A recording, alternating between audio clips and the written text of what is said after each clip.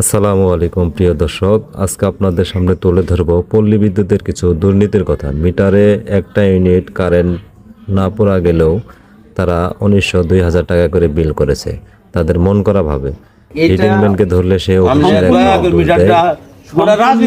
চাপের মুখে পড়ে সে এক পর্যায়ে স্বীকার করে যে কালকের মধ্যে সে আমার বিলটা ঠিক করে দেবে। ভিডিওটা শেয়ার করে সবাইকে দেখার সুযোগ করে দিবেন। কথাই ছিলেন না, আমি যে গেলাম, হ্যাঁ আপনি অনেক খুঁজছি নাই, আমরা শুরুতে আছেন, হ্যাঁ বলে ওনার নাম্বারও কেউ পাইলাম না। ও মানে সাইড একটা ছোট একটা রুম আছে না, অনেক হলে সবাই বসে টসে, তাই না? বলে না ওনার নাম্বার এই আছেন ভাইয়ের নাম্বার নেই, অনেকেই বললো।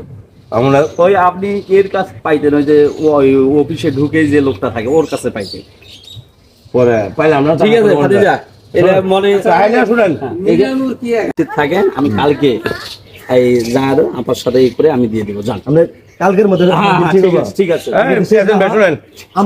শুনেন কি করে ভাতিজা এটা দিও না, আপনি যদি না থাকেন সেটা বলেন। আমি থাকবো ইনশাল্লাহ, এটা দিও না বাবা।